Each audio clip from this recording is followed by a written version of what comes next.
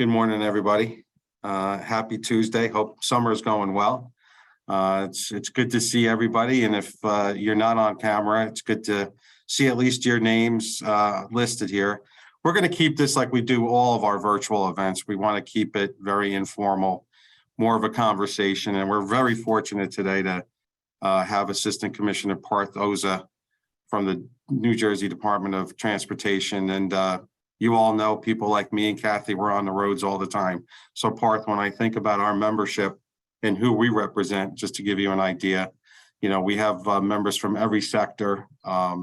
Everybody talks about transportation. Transportation is key to everybody's life, to our economy. So we're very fortunate to have you on. And what we thought we would do is have a conversation with Parth just to talk about transportation projects, opportunities to work on projects if you're a vendor or you're a contractor, but also a lot of our sectors, obviously Tracy Denora, who represents the New Jersey Warehouse Movers Association, they're on the road all the time. So Tracy, I'm sure you'll have a lot to say. But let me introduce Parth officially. He's the Assistant Commissioner in charge of Capital Program Management. He's also the Deputy State Transportation Engineer. He's been in this role since January of 2023, also in an active capacity a year earlier. He is part of the senior leadership team there at the DOT. What I find impressive, Parth, is the fact that you have 1,300 employees that you're responsible for, $600 million in state and federal projects. But what's really astounding when you think about it, and I'm sure we're going to get into some details, the construction program that you oversee, we're talking a staggering $5 billion would it be, more than 250 highway projects.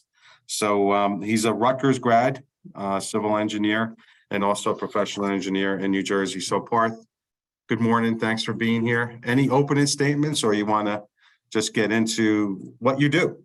Yeah, sure. I mean, Tony, I think you hit it right on the head as far as transportation goes and how it fuels every sector of the economy. When I was in high school, my dad convinced me to become an engineer, and exactly for that reason, because we'll always need roads, we'll always need bridges. And that's really the fuel that really drives what we do every single day, whether you're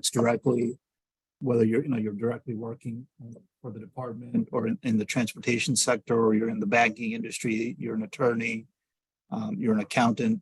We basically touch every sector. So I'm happy to be here. Thank you very much, Tony, and the rest of the team for having me. And I look forward to the conversation. And like you said, we'll keep it casual. And I could go right into it with some highlights of what's coming. And then as we go along, if there's any questions or discussion points, feel free to chime in. Does that sound good? Yeah, let me ask you, just for those of us, including myself, I was trying to do a little preparing for today, but can you talk about how, you at the department, I know you have federal dollars, you have state dollars.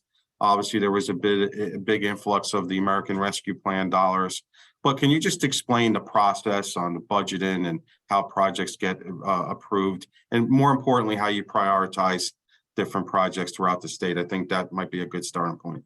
Sure. So as you can imagine, it's very complicated to keep it at best, to keep it simple. We have a number of different fiscal years. So there's the state fiscal year, which actually recently ended, and the new one began. July 1st is the start of the state fiscal year. The federal fiscal year ends September 30th, and the new one begins October 1st. So we deal with a lot of different fiscal years. And our projects really are driven by, we have management systems that kind of rank the different assets that we own. So there's about 8,500 lane miles of roadway that NJDOT is responsible for maintaining. And I'm told that's the equivalent of a 2-lane road from here to Alaska.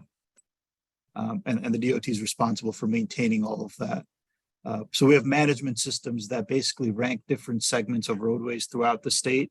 And based on the condition of the road, we prioritize which projects advance. And the same thing with bridges. We have about 2,600 bridges that NJDOT is responsible for maintaining. We do inspections on our bridges every 2 years, and then based on what we find from those inspections, we rank them. What's a brand new bridge? What's a bridge that's crumbling? What can we do to kind of perform preventive maintenance to make that bridge last as long as we can. And then at a certain point, it gets to a point where it needs to be replaced. And then we program that and advance the project. So we really have a number of different management systems like that. I just highlighted, the bridge management system and the pavement management system. But we have systems similar to that for drainage, for safety, for guide rail, and for other assets that we own and maintain. And then based on the needs and the funding, we kind of marry the two in advanced projects. And it's a pretty comprehensive pipeline of projects that we have. Currently, there's about 625 different projects in that pipeline. Some of those are in the early phases, early in the planning and development stages. Some of them are in advanced stages of design. And then many of those are in active construction. So they're being built currently. And so if you wanted to bid on one of those projects, I guess they're all public bids, the majority of them, or? All of them, yes. All of them are public bids. And the new fiscal year that just started, we're anticipating putting out 117 new construction contracts valued at about $1 billion. Okay. And that's been And a if pretty. somebody, I'm sorry, Parth, if somebody wanted to become a vendor, I mean, you have to become, what is it, New Jersey Star certified, or I don't know? Okay. Yes, that's to become a vendor. And then for contractors, there are different pre-qualification requirements.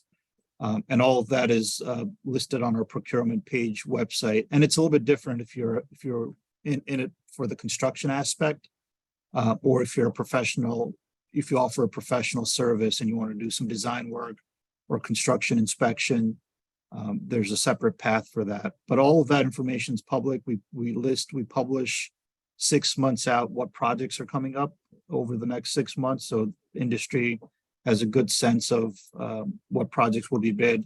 And once they're bid, we publish, who won the contract, so everyone can see who the apparent low bidder was and who the contracts were awarded to. And does the public have an opportunity to weigh in on these projects at any point, or? Oh yeah, that's a huge part of our project delivery pipeline. So from the very beginning, where we're in the early planning phases, we do a lot of public information centers where we get input from the public. We do local officials briefings where we go to the towns, talk to the mayors, talk to the legislative folks that are involved in that district specific area. We get their input and we keep them involved throughout the design phase, so that when we get the project to construction, it's something that the whole community is involved with, and that all the stakeholders can kind of live with the solution that we've developed. Gotcha. And so what is like, if you don't mind talking about some specific projects that are on the horizon, like what are some of the bigger ones? Sure. So the Route 7 Kearney drainage project, that's a huge $75 to $100 million range project in the town of Kearney. And we're doing something that's pretty interesting there. We're raising a segment of the roadway a couple feet. As everyone knows, we're seeing intense rainfall, flooding, and so on. And where feasible, we're trying to improve our infrastructure and our assets to kind of be a little bit more resilient, knowing, what the environment's bringing to us over the next decade or so. So the Route 7 Kearney drainage is a major project that will be advertised soon. The Route 42 Kennedy Avenue project in Atlantic County is also another big one. It's about a $35 to $50 million resurfacing project. And with many of our resurfacing projects, they're not strictly resurfacing. We address drainage. We do a lot of other repairs in the corridor while we're there. Another fairly large project that will be advertised in the next quarter is the Portway Fish House Road project up in Hudson County. Again, another $75 to $100 million project that's going to improve the drainage system and intersections along a major freight corridor. That part of the state sees a lot of freight traffic, and it's important for us to kind of make sure that our infrastructure is in a state of good repair to handle that volume. Mm-hmm. Those are some of the big construction projects. On the consulting side, typically in the last fiscal year, we awarded about $350 million in new consultant awards. And again, that's to design new projects or for construction inspection services. And we're on pace to deliver another $300 to $350 million in new awards for this upcoming year. And similar to the construction awards, we publish that on our website. It's called our planned advertisement page. Just again, same for the same reasoning, so that the industry knows what's coming over the next few months, and that so that the industry can prep for it. Okay. And so just kind of going back up to the rooftop, and maybe we could have probably started with this. In your view, in the department's view, when you think about transportation in New Jersey, car traffic, right? There's a big push. I was surprised, and I could have the numbers wrong, but I remember talking to somebody, I'm not sure if it was the commissioner, and I know this comes from the Motor Vehicle Commission, but I was surprised at the number of registered cars in New Jersey. We're approaching like 6 or 7 million, right? So our population is 9.5 million, and we have that many cars that are registered. That doesn't count out of state. Just in general terms, like what is your view with, because everybody hates traffic, but traffic seems to be back. And I think with all the remote work that's going on, and again, we've had Kevin Corbett on from New Jersey Transit. I don't know how many people are actually going back to public transportation, but what's your view on, the sustainability of our traffic and cars? And, you can't make new roads, I guess, but maybe you can. But what's your thoughts on Yeah, I think traffic? that's really the challenge of the now and of the future. Because like you said, in most parts of the state, there's no room to widen the roadway, right? There's already if you're on 76, 676, there's 11 lanes of traffic. There's like no room to get any wider. In the northeastern part of the state, again, congestion is there. There's no room to build out. So we have to come up with innovative ways to mitigate the congestion. And I think that the future of transportation will be more about how people get from point A to point B than about roads and bridges. It's going to be like mobility, the Department of Mobility, because that's going to be our objective, how to get people, whether it's for work or other reasons, how do we move people efficiently? With the current projects that we're doing, we're utilizing technology a lot, especially at intersections, so that we can detect and adjust timings on our traffic signals based on the congestion that we're seeing. And that technology seems to be working. We're implementing it where it makes sense. But it's all going to be about technology and coming up with innovative solutions. Microtransit is a big thing. How can we build transit type systems within communities to kind of move people around? Again, same concept that in certain parts of the state, we just can't build out or build in anymore. And do you see, I guess one of the things I've observed, because just so you know, I commute from Ocean County to Bergen County every day. So Okay. and this is important, right? The Parkway and the Turnpike aren't under the jurisdiction of DOT, correct? Correct. Yeah. So, I mean, that's a whole different entity that we deal with, but I'm always amazed, Parth, that the exit ramps, I think the exit ramps and on ramps are undersized. This is just my pet peeve. It just seems like everything backs up right Route 1, the Newark, when you get off at 145. What are the plans to at least, and I get you can't widen the roads, but what about the exit and on ramps? I mean, because it seems like traffic just backs up and then you get traffic lights and I don't know. Right. So when we're building projects, especially when we're replacing bridges, for example, at interchanges, we take that into account. We do traffic studies and we kind of get those counts, and where feasible, we do try to widen them. So not all exit ramps or all on ramps or off ramps are necessarily all one lane, right? Some of them, as I'm sure you've seen, some of them are 2 lanes, some of them are 3 lanes. And I think the other challenge with some of those roads, the Turnpike and the Parkway that you mentioned, is the toll booths. Sometimes they're the ones that the booths kind of hold up the queue. And with electronic tolling coming in the future, I think that might help mitigate some of that as well. Yeah, so that's coming. So eventually the tolls will be a thing of the past, or toll booths, or Yeah, yep. I think the booths themselves, well, I don't know specific about, I don't want to misspeak for the Turnpike Authority, but I know the Port Authority is kind of with the GW Bridge that's going cashless, and I'm sure other agencies will kind of follow suit with that. So the tolls aren't going away. We still have to pay the tolls. It's just the method we pay the tolls will be, without the traditional booths and the toll collector that we're used to. Gotcha. My son works for the Turnpike, and they are definitely within the next year or two. There's going to be no toll collectors at all. Right. You know what, Tracy? I'm sure your members will appreciate that, right? I mean, it's just slows everything down, right, to pay the Yeah, toll. it does. It definitely does. But there's a lot of workers there that are going to be, without a job. So I just got a question, Parth. Can you talk about projects or facilities? Let me make sure I have this right. Can you ask about facilities related projects too? So are there any facilities related projects that you could talk about? That's done. That's not let through the New Jersey Department of Transportation. That's done through our Treasury Division. So they administer and they let all of those contracts related to facilities, whether it's designing facilities or construction projects. All of that, you'll find more information on that on our Treasury's website.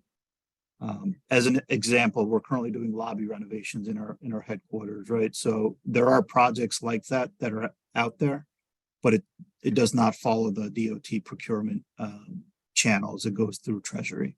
So I would encourage you to go through the Treasury's website to see what's coming as part of facilities related improvements in the state. Just, and again, feel free to jump in with questions. You could either chat them to me or you could just unmute yourself and ask Parth. In terms of, and this is an interesting one, in terms of the infrastructure and thinking ahead, obviously there's a big push for electric cars. And obviously the governor signed legislation. He wants to have, I guess by 2035, which is not that long from now, to have all electric cars. Is the thought to put more charging stations? And then I understand that there are different levels of charging stations to the whole EV side of transportation. Yeah, that's going to be the future. And the US DOT is making a big investment in EVs and charging stations. At the national level, I think they're investing about $7.5 billion over a 5-year period as part of the infrastructure law to build out that charging infrastructure. And it's called the NEVI program, the National Electric Vehicle Infrastructure Program. So all 50 states are participating in that. And the idea really is to kind of that range anxiety. When you're traveling, say, from New Jersey to California and you have an EV, you don't want the charging aspect of the vehicle that you drive be the limiting factor. So the idea is to build out the infrastructure along the interstate so that you can get from New Jersey to California without having to worry about where you're going to charge your car. So there's a tremendous amount of investment across all 50 states. And in New Jersey, we're currently, we're part of that. We're receiving funding from the federal government to build out these fast chargers. We're currently in the process of figuring out how to implement that in partnership with our Federal Highway Administration. But yes, we see it every day, right? When you go to the grocery store, when you go to office spaces, you're seeing more and more of these charging stations pop up. And that's going to be a huge part of the future. So I guess your plan is to put more of them in, obviously, throughout the systems, or? Yeah, our current focus is on the interstates currently, the corridors, the main corridors, I-80, 78, 295. There are also other opportunities for communities to pursue this funding. And that's one of the interesting aspects of the bipartisan infrastructure law, where previously the funding would directly flow through NJDOT. But with this bill, there are funding opportunities for communities, counties, townships, municipalities to apply directly to grants. And that's a huge component of the bipartisan infrastructure law. So those entities can pursue, if they want to build out charging stations in the community, there's funding available for them to pursue that directly with US DOT. And I have another question here that was, do you know when DOT is going to post the 2024 capital program documents online? I can look into that. I know we recently, through the budget process, it was approved. So it should already be on the website, but I haven't checked recently. If not, I can get back to you, but it should be on our website. Okay. And can you maybe talk about how I guess the DOT works with the counties and municipalities? I mean, again, most of us drive on state highways, but to get to those state highways, we're going through local roads and county roads. And You know, Yeah. so just talk about the dynamic there between the counties and townships too. Yeah. So we're a home rule state where, the DOT doesn't have that, but the towns and the counties make the decisions for how they maintain their roads and assets. It's not necessarily like that in all 50 states, but here, that's how it is. We have a local aid division that provides funding and grants to municipalities and towns, and we help administer those projects. We provide technical assistance if a town or a county wins a grant and they need help along the way. We provide those resources. We use a system called SAGE, which is, I think, something that's common for those that may pursue or have pursued grant opportunities for locals, but there's different cycles, for those grant opportunities, but we provide funding to those municipalities to improve, their assets, their roads, their bridges, their drainage, and so on. Thank you. Is there any plan to test wireless charging concrete pavement solutions? That's an interesting one. That is, I'm not too familiar with that, but I see you posted a link, so I'm happy to look into that. I guess going back to, August, I think it's August, that the state treasurer, according to the law, has to look at the transportation trust fund, the gas tax, right? Everybody, each year she makes a decision on whether the gas tax goes up or down. Any insights as to, and again, for people's sake, I guess a couple of years ago when the whole estate tax went away, the gas tax went up. This is going back to I think 2016. There was a condition in there that the gas tax would be reevaluated each year. But the ultimate goal is the Transportation Trust Fund has to have $2 billion each year in order moving forward. So any insights on where we are this year with the Transportation Trust Fund? Yeah, I know it's due for renewal in 2024. I think the current authorization expires end of June of 2024. I know the commissioners were assessing the different options and the impacts to see what the future might hold, but unfortunately, I don't have anything too specific to share at this point. But it is on our radar. We know it's coming up within the next year or so. And electric vehicles, you brought up electric vehicles. I think that plays a big part of that, because currently you could go to a Wawa, for example, you get gas, traditional gas in the front, and you pay, a gas tax to help with the assets, the roads and bridges that you drive on. But in the back, you plug your electric vehicle into a charging station. And currently those users don't pay anything. So those are the kinds of discussions that are. I was going to say, I know I've talked to the commissioner about this. You talk about a political grenade, right? Is what do you do about, these electric vehicles that aren't paying the gas tax and yet they're using the roads? Very interesting, right? So yeah. I'm not sure we're trying. Obviously, this is an election year, and I could just assuage everybody's concerns. I don't think the Assembly or Senate will come back till after the elections, but this is such an important topic that I'm sure in a couple of years that conversation is going to be had in Trenton as to what's the fairness in assessing it. So related to EV, I just got another chat here. Companies are interested in having EV charging stations, but utilities have prioritized residential. Does the Department of Transportation work with BPU to encourage more commercial charging stations? We do partner with the BPU, but it's primarily for again, the interstates and the roadway network, where we have the federal funding to implement and build charging stations. But I know the BPU does have other programs, other grant programs, make-ready programs to kind of build out the EV network in the commercial space as well. I'm not sure of the specific programs that the BPU administers, but I know they have various different, whether it's residential or commercial. And the DEP also has programs similar to that related to residential and commercial funding for commercial and residential charging network build-outs. All right, next question, Parth. Is the DOT responsible for dredging recreational waterways? Any plan for this summer? We do dredge. We have a dredging program through our Office of Maritime that dredges state channels. And I know we have a project currently ongoing down in Cape May that's currently dredging that channel. And for information for the whole group, at New Jersey DOT, we have a few different social media channels. So Facebook, LinkedIn, Twitter, and so on. And we use those platforms. So if you don't already follow those, I would encourage you to follow those channels just to kind of be updated and see what's kind of going on at the department and in transportation. And we specifically posted actually recently in the past week or so, a story about dredging and what we're doing down in Cape May.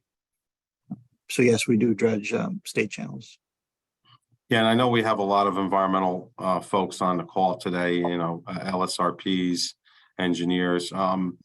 What's the department's role with the DEP when you have a DOT project that needs to be remediated? I mean, is there an agreement between the two agencies, or? We have to get permits like most private developers. We had to go through a permitting process, and this is for any project, right? It could be for dredging, it could be for building a road, building a bridge. We do have a relationship with DEP, and as some of these new environmental rules and regulations are implemented, we work closely with them and with all other state agencies, transportation agencies, to make sure that there's some harmony in what we're implementing. Right. Okay. What's the, I guess, Parth, what's the hardest part of your job when you think about what you do? The hardest part, I would say, is, delivering, like you said earlier, right? There's a $5 billion active construction program currently, 1,300 people, and the workforce challenges that the whole industry is seeing. How do we kind of continue delivering that $1 billion in construction projects, $350 million in professional services contracts? And we do it every single year. What I've seen historically is it's easy, not easy, it's doable to have a record year. You put out $1 billion program, but to be able to consistently do that year after year with these other ongoing challenges is a challenge, but it's also an opportunity. That's the way I look at it, right? I look at it as the glass half full. And, I try to encourage the team to come up with innovative ways of delivering infrastructure. There might be things that worked 30 years ago, 20 years ago, but maybe we need to look at things a little bit differently moving forward, recognizing the challenges and the environment that we're living in. Yeah, and again, we were just talking about this before we joined. I mean, to me, when you have that many cars and trucks on the road, one accident, right? They're unfortunate, obviously, but it ties up traffic. I mean, it could be catastrophic for hours. I mean, does the department look at accident response and try to improve that? I mean, I don't know. I mean, I know you have to do an investigation if it's serious and, Right. Things kind of slow down that way. But any thoughts on accident response? Typically that's handled by law enforcement. So depending on where the accident occurs, if it's on a state road, it's typically through state police. And then if it's locals, it's, the municipal police. We do have certain services that the department offers, or safety service patrol along major interstates. For example, if you get a flat tire on 295, the department has a service where somebody comes out and helps you change your tire. So we do have services like that facilitate and aid in clearing traffic and accidents and so on. And a lot of the things that, if it's a disabled vehicle in a lane, for example, those DOT resources have the ability to kind of move that vehicle off to the shoulder so that the traffic can, keep going. But unfortunately, as you said, sometimes the accidents involve fatalities, and that has its own process that the law enforcement agencies have to follow before, they give us the green light to open up the road. A lot of accidents sometimes impact our assets as well. In my earlier days, I would be out on emergency responses all the time. All these overheight trucks, for example, would hit a bridge. So we had to evaluate that bridge, assess it, make repairs before it's safe to open up the roadway to the motoring public. But our focus is always, open up the lanes as quickly and as fast as we can and as safely as we can, because we understand, the backups that result from that. And we try to communicate it out as soon as we know about it. Again, through our social media channels and other means, we try to communicate what's going on to keep the public kind of aware. We have digital message signs throughout I the see state. those. Yeah. So if there's an accident or a major occurrence up ahead, we kind of notify the public so you can kind of make adjustments as you're driving. Yeah, some of them are actually very catchy. So whoever writes them for the DOT, they're actually pretty funny. So Yeah. I don't know what's up with them, but they're kind of catchy. But let me just cover a couple of things. Tracy, I know you wanted to bring up protect your move. Is there anything you wanted to tell Parth or? Yeah, I just wanted to commend you. I know the DOT and the FMCSA has started the Protect Your Move. They're really starting to crack down on illegal movers because, as you know, there's just tons of hostage situations and rogue operators out there. So that definitely has made a difference because I'm not receiving as many calls from consumers as I normally would. But we still have the big problem of brokers. In New Jersey, it's illegal to use a broker for intra-state moving, but for interstate, it's used widely. And that's one of the biggest common denominators in moving scams and consumer complaints. So there's any I know they're supposed to be telling the consumer that they are a broker before they are hired, and that just doesn't happen. You know, if there was some kind of crackdown on that, it would really help. Okay, I'm happy to look into it further. I'm not too familiar with it, to be honest, but I'm happy to look into it a little bit more. Thank you. I appreciate that. Yeah, and just so you know, Parth, Tracy and I have been working with the Attorney General's office on it. Because again, Governor Murphy signed a law back in 2018 to kind of go after rogue movers. So yeah, Tracy, I mean, if there's anything the DOT can help us with on that, that would be great. Yeah, thank you. Here's another question, I guess, from Denise, going back to RFPs, which is really the purpose of today's call, is to hear about the projects. But and you could read it, but I'll kind of summarize. What would you say are the most important criteria in winning the team? I guess any tips or insight to what the DOT is looking for when scoring a response? Sure. So I would say that every project is unique, and as such, every RFP is unique. So I would really focus on what the solicitation is asking for. Some of the key areas to focus on are the team leaders, the project team that you're proposing. But one of the most important parts of any proposal is the project approach.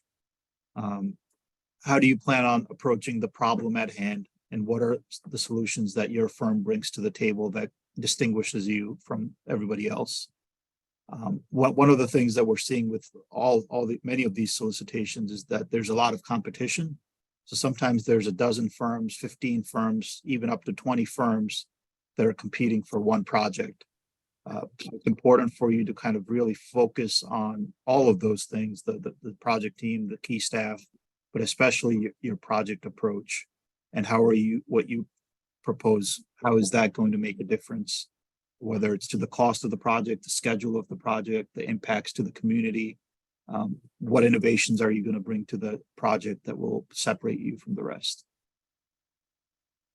Thank you, Parth. Another question that was directed to me, but other than electric vehicles, are there other additional fields or innovative areas that DOT is planning to invest in?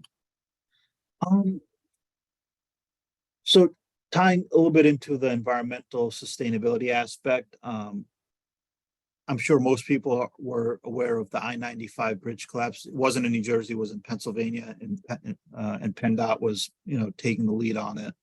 But if you notice the aggregate that they used what's called a foam glass aggregate. It uses recycled bottles, basically, and to kind of to fill up the subbase. The New Jersey Department of Transportation, we've actually used that product on many of our projects. So for example, on the Route 7 project, the Whitpen project, contract 4, we used that product and we saved about 30 million glass bottles from going to the landfill. And we've used that product on many other projects that are currently in design and in construction. So innovative materials like that, I think, go a long way. Not only in solving the engineering, the technical problem, but also in helping with the environmental sustainability aspects of what we're doing on our projects. Another example is, technology, again, at intersections. We're using some cool, innovative technologies to kind of detect pedestrians that are crossing in a crosswalk. So at a few intersections, for example, there were a lot of fatalities of people were kind of crossing, and there were a lot of fatalities at intersections. So we installed a bunch of cameras and detectors so that if the camera detects that a person is still trying to cross, whether they're walking on a bike, in a wheelchair, skateboarding, whatever, if the camera detects that a person is still in the crosswalk, it won't change the conflicting light. It'll give that individual enough time to safely get across the intersection. Another technology is also, detecting people who run red lights.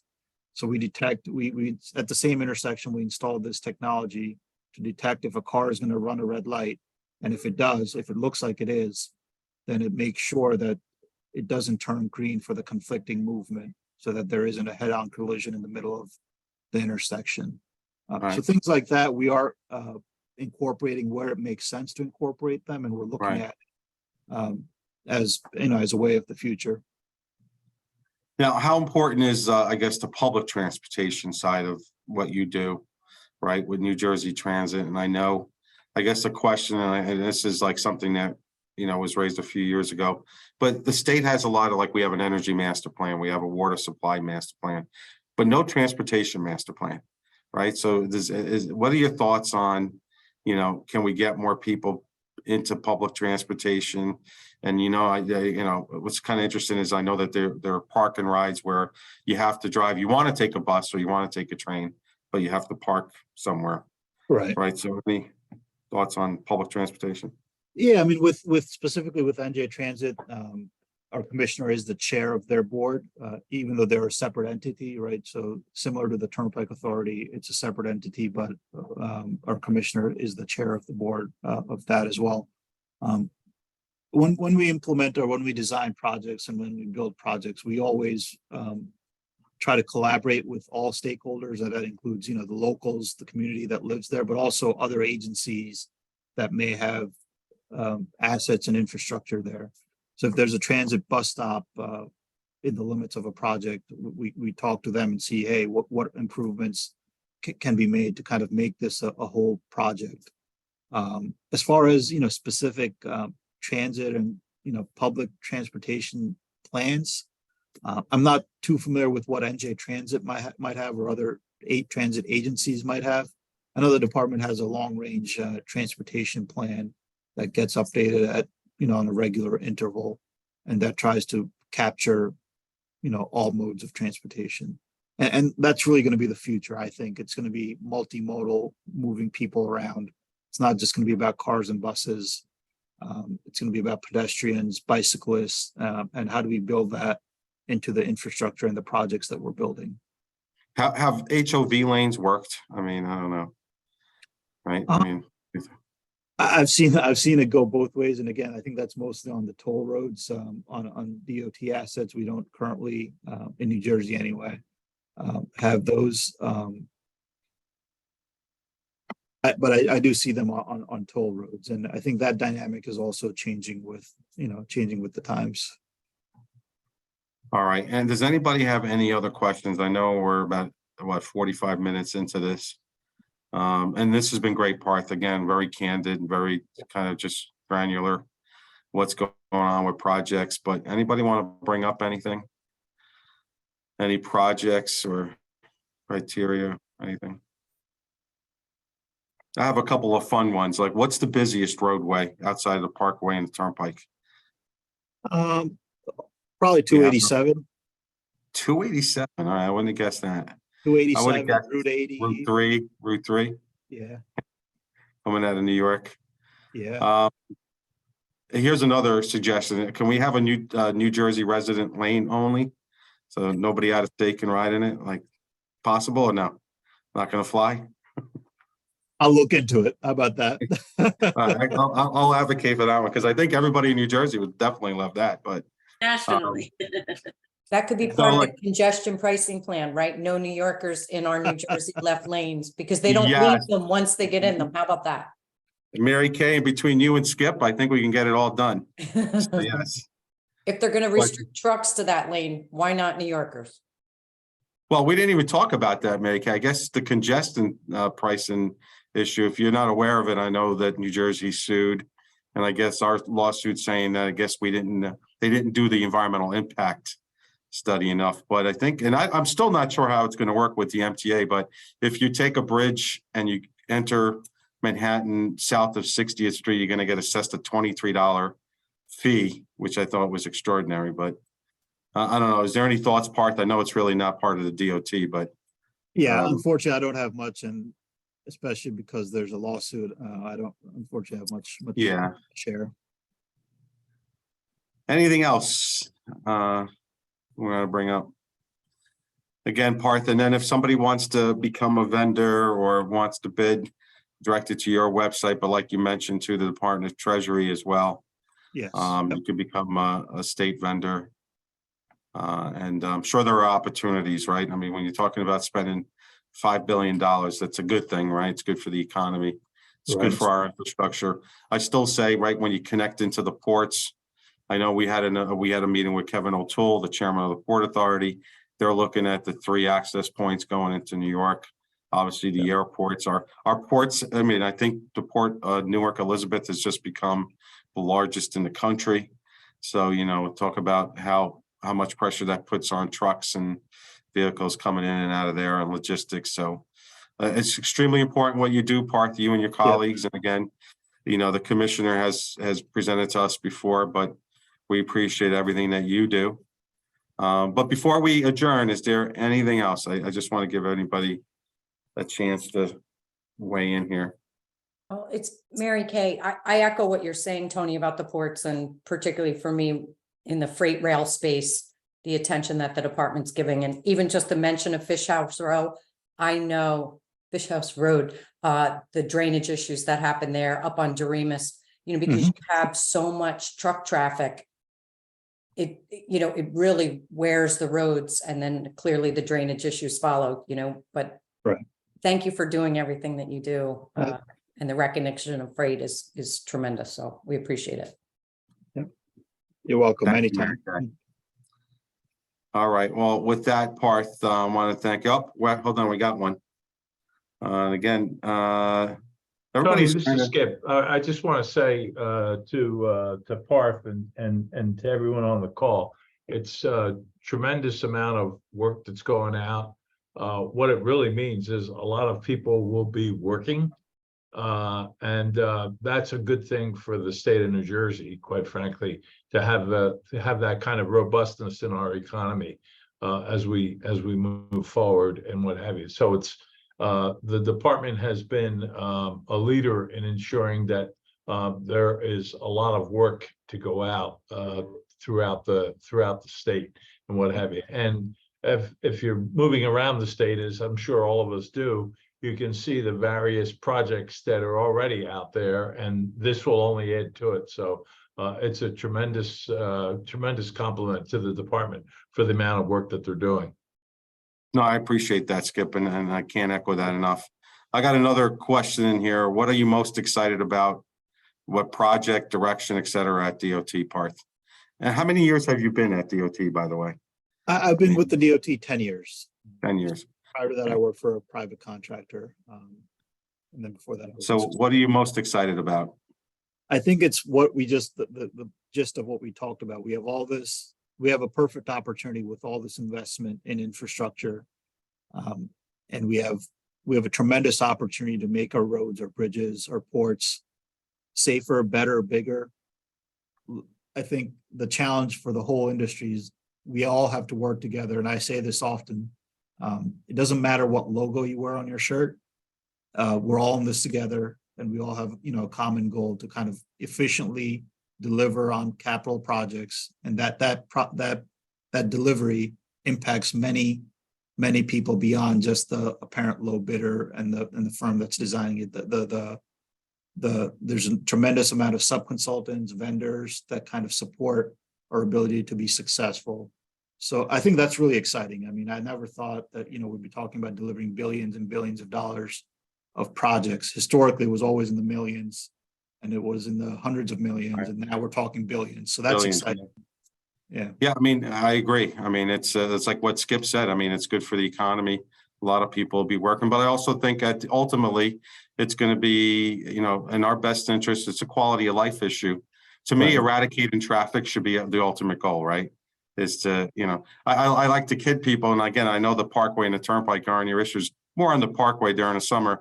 But when I'm traveling south from Rochelle Park to Ocean County, when I could hand somebody on the northbound side my card, traffic is bad. I mean, it's at a complete standstill many places, but hopefully it gets better. But again, there's some projects that are going on, and with all due respect to the Turnpike and the Parkway, I know that there's a lot of projects going on right now, widening, certain areas. So I'm sure eventually, can we get to that point where there's no traffic? I hope so. Right, Kathy? I know Kathy travels just like me really far, and it's part of what we do. It's part of the economy. It's our quality of life. But just to kind of echo what Mary and Skip were saying, that appreciate everything you guys do at DOT.